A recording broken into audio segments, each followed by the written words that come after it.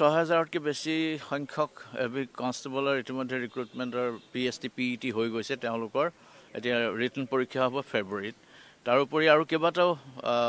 পদত ইতিমধ্যে ৰিটেন পৰীক্ষা হৈ গ'ল আৰু তেওঁলোকৰো কাম অলপ বাকী আছে আৰু নতুনকৈ মাৰ্চলৈকে যিখিনি খালী থাকিব সেইখিনি পদবীৰ কাৰণে নিযুক্তি প্ৰক্ৰিয়া আকৌ আৰম্ভ হ'ব মাননীয় অসমৰ মুখ্যমন্ত্ৰী ডাঙৰীয়াই তেখেতৰ যিটো মাৰ্গদৰ্শনৰ প্ৰক্ৰিয়া তাৰ মাজত আমি ষ্টেক হোল্ডাৰ্ছ কোঅপাৰেশ্যনটো খুব বেছিকৈ লৈছোঁ বিশেষকৈ আৰ্মি হওক CAPF হওক বা এয়াৰফ'ৰ্চ হওক বিজনেছ ছেশ্যনটো আৰম্ভ হ'ব যিখিনি ছুপাৰিণ্টেণ্ডেণ্ট অফ পুলিচ ৩৬খন জিলাৰ প্ৰত্যেকজন জিলাৰ আমি যিখিনি বান্ধি দিছোঁ আগতে তেওঁলোকক দি দিছোঁ সেইটো মতে আমাৰ তেওঁলোকৰ নিৰীক্ষণ হ'ব আমাৰ যোৱাটো SP কনফাৰেন্স হওক OC কনফাৰেন্স হওক তেওঁলোকৰ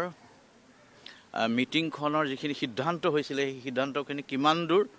ৰূপায়ণ হৈছে আৰু কিমান দূৰ ৰূপায়ণ হ'বলৈ বাকী আছে কি কি অসুবিধা আছে আমাৰ মেজৰ এচিভমেণ্টছ কিখিনি এচিভমেণ্টখিনি পাওঁতে আমাৰ কি অসুবিধা গতিকে ভৱিষ্যতমুখী অসম পুলিচটো কেনেকৈ কৰিম তাৰ ওপৰত মাননীয় মুখ্যমন্ত্ৰী ডাঙৰীয়াই শেষলৈ মাৰ্গদৰ্শন কৰাব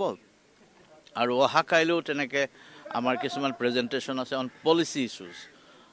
অসম পুলিচৰ বেচিক পলিচিটো কেনেকৈ আমি আগবঢ়াই লৈ যাম ৱেলফেয়াৰ দিশতে হওক crime law and order management organize crime